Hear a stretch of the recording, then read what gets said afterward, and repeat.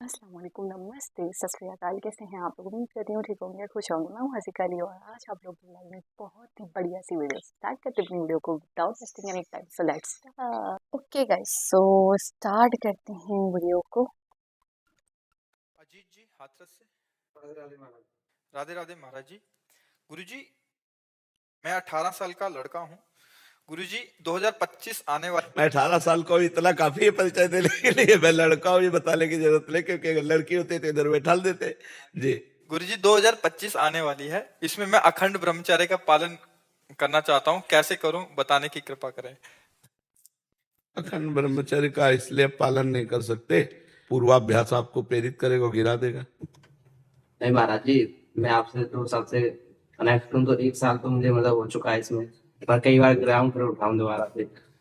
पूर्वाभ्यास को अगर रोक पाओ ये मान करके कि जैसे आपके हृदय में वेदना हो रही किसी क्रिया के लिए, आप उस समय अगर रोक पाओ तो फिर चला जा सकता है, पर रोकना बहुत कठिन होता है। अगर अभ्यास हो गया है ना, तो ना चाहते हुए भी वो अभ्यास अपने क्रिया में उतार ही देता है। तो बच्चा अगर भोजन सही रखोगे, 30 मिनट व्यायाम करोगे, 20 मिनट प्राणायाम करोगे, मोबाइल से गंदी बातें नहीं देखोगे और अपने आए हुए वेग को सह जाओगे, तो जीत जाओगे, फिर तुम चल सकते हो। कोई भी मनुष्य शरीर मिला है ठीक होने पर, पूर्वाभ्यास बहुत गलत होता है। जैसे 30 दिन, 40 दिन, 50 दिन व्यतीत हुए, फिर पूर्वाभ्यास से तो पागलपन चढ़ जाएगा।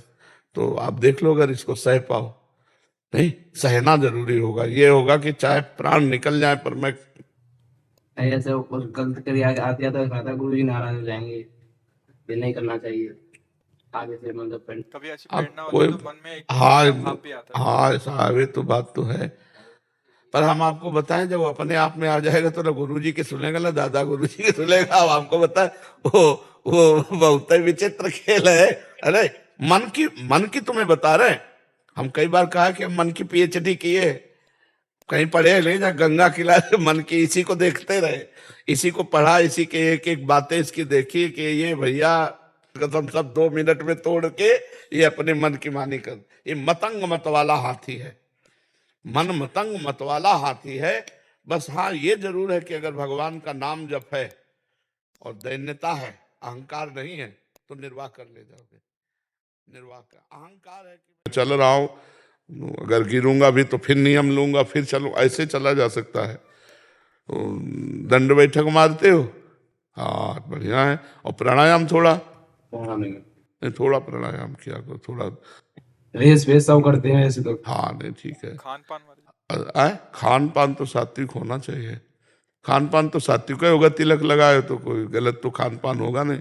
गुरु जी अभी हम पिथौरागढ़ गए थे भर्ती देखने के लिए, तो वहाँ हमने मतलब जानकारी की खाने की, तो वहाँ हमने पूछा मतलब शाकाहारी खाना मिल जाएगा कि नहीं, तो मतलब मछली पछली वहाँ सब थे। तो उन्होंने एक मतलब उसने बोला, स्त्री ने कहे हम बना देंगे आपके लिए। मैंने कहा, ठीक है। तो हम 4 लड़के थे मथुरई से, तो फिर वैसे वैसे बाहर क्या है बच्चा, कि जहाँ जैसे होटल में एक भोजन बनते हैं ना इस तरह भक्ष्य पदार्थ, तो उन्हीं पात्रों में ही तो बना के देंगे हमें रोटी दाल, तो सेम टू सेम। वही पहले उन्होंने कहा ठीक है हम शाकाहारी देंगे, फिर बाद में पता पड़ी कि वो बाद में मुर्गा काट रहा है। अब बहुत तो बोला था 2 दिन हमने खाई नहीं, फिर तीसरे दिन पता पड़ी, फिर वहां से छोड़ दिया। नाम जप करो, नाम जप करो भगवान का, तो जहाँ तक हो सके पवित्र आहार करो। इसीलिए हम नाम की बात जोरदार करते हैं कि हर संयम नियम जो है वो ये कलिखा है यहाँ। तो आजकल तो ये मतलब बहुत संभल पाए, कोई बहुत ऐसा तो खान पान नहीं, तो प्रायः खान पान बड़ा अशुद्ध है। मतलब आपने होटल में बोला कि हमको दाल रोटी चाहिए, तो जिन पात्रों में वो सब बनाते हैं उन्हीं उसी में फ्राई मांस करते हैं, उसी में दाल फ्राई करके दे दिए, बात तो एक ही हो गई ना। उसमें पवित्रता का क्या स्वरूप रहा। तो हमें लगता है कि अपवित्र पवित्रो व सर्वावस्थांगतो पिवा या स्मृत पुंडरीकाक्षम सवायाभ्यंतर शुचि हुआ है, और अभ्यंतर से पवित्र हो जाएगा जो कमल नयन भगवान श्री हरि का स्मरण करेगा। खूब नाम जप करते रहो। और बहुत अच्छा है, हम धन्यवाद देते हैं कि आप नए बच्चा ब्रह्मचर्य पालन की बात करते हो। पहले हम आपके मन को तोड़ा तो देखें कितनी दम है, पर अगर आप चलना चाहते हो तो हम आपको उत्साह देते हो, धन्यवाद देते हैं कि आप आगे बढ़िए। भले गृहस्थ में जाओ, लेकिन 10-5 वर्ष अगर ब्रह्मचारी रहोगे तो एक अच्छे गृहस्थ हो जाओगे। ठीक।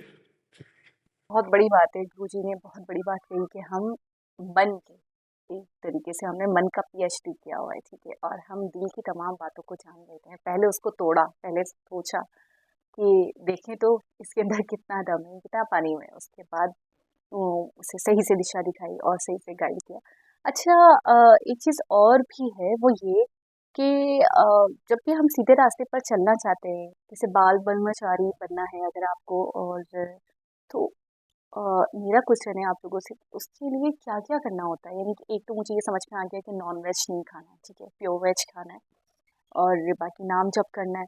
2 चीज़ें तो मुझे समझ में आ गई। तीसरा, बुरी चीज़ों से, बुरी आदतों से, बुरी बातों से और ऐसा कोई कंटेंट नहीं देखना है, आपने मोबाइल फ़ोन का मिसयूज़ नहीं करना। ये सारी चीज़ें तो ख़ैर समझ में आ गई मुझे। लेकिन इसके अलावा भी और भी क्या शराइत हैं? मतलब अगर आप बनना चाहो तो उसके पीछे-पीछे मतलब कौन-कौन सी ऐसी शराइत हैं, कौन-कौन सी कंडीशंस हैं जिनको पूरा करना होता है? ये 3-4 चीज़ें तो ख़ैर मोटी-मोटी चीज़ें तो मुझे समझ में आ गई, क्योंकि बाबा जी ने भी बोला वीडियो में। तो अगर बस यही होता है तो ठीक है, और अगर इसके अलावा भी कुछ है तो आप लोग मुझे कमेंट के ज़रिए बताइएगा।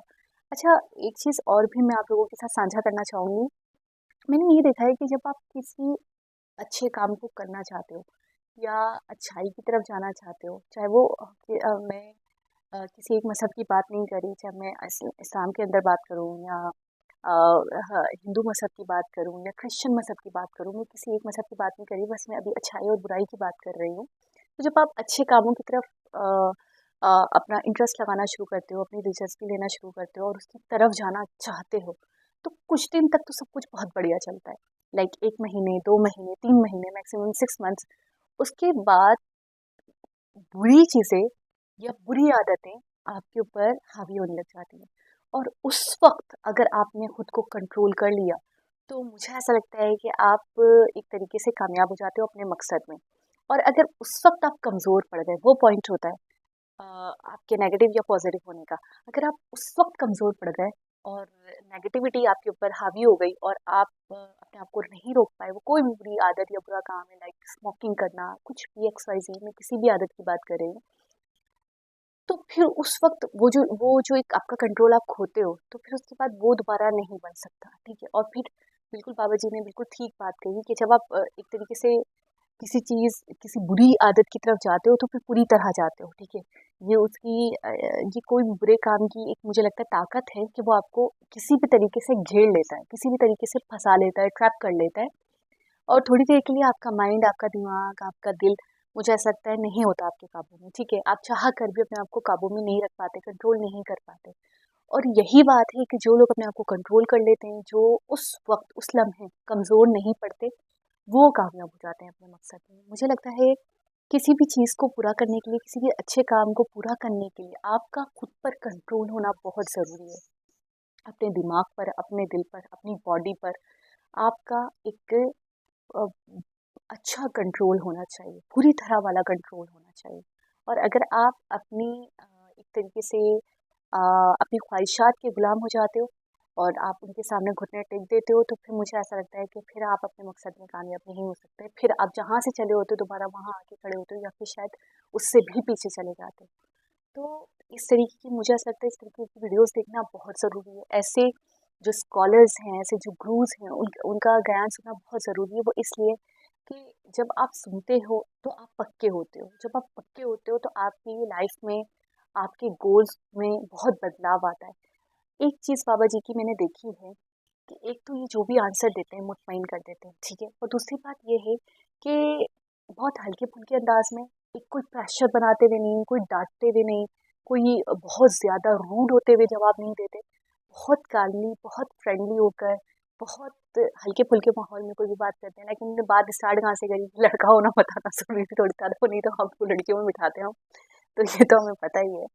और मतलब बहुत अच्छा लगता है कि किसी भी किस्म का क्वेश्चन किया जा सकता है, दिल की हर बात बाबा जी के साथ मुझे लगता है साझा की जा सकती है। कोई रोक नहीं, कोई टोक नहीं, कोई एक प्रेशर या डर या खौफ नहीं। ये बहुत बड़ी चीज़, बहुत बड़ी बात है। तो मुझे लगता है ऐसे लोगों की रहनुमाई बहुत ज़रूरी है लाइफ में।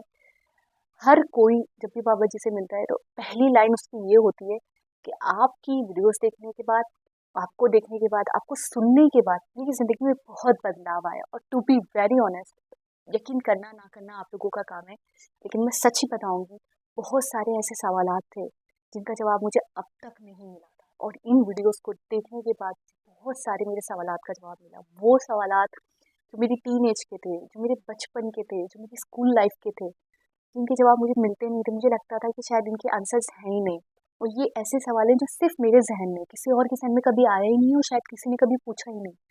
लेकिन नहीं, मुझे बाद में पता चला कि नहीं, जो क्वेश्चंस मेरे दिमाग में आते हैं वो औरों के दिमाग में भी आते हैं। और उसका जवाब इस तरीके से दिया मुझे कि मैं मुतमईन हो गई। किसी इंसान को मुतमईन करना बहुत बड़ी चीज़ होती है। आपके पास इल्म है, इसका पता इसी चीज़ से चलता है, जब आप सामने वाले के सवाल का जवाब ऐसे दो कि वो दिल से मुतमईन हो जाए कि हाँ, जो जवाब मिला है ये बिल्कुल ठीक है। तो ये चीज़ मुझे बाबा जी की बहुत अच्छी लगती है। शायद मैं जो इतना ज़्यादा मानने लग गई हूँ, इतनी बड़ी फ़ैन हो गई हूँ उनकी, उनकी इसी क्वालिटी की वजह से। तो एक बहुत इंटरेस्टिंग वीडियो थी। दोबारा किसी और वीडियो के साथ आपसे मुलाकात होगी। जब तक अपना बहुत सारा ख्याल रखें। अल्लाह हाफ़िज़।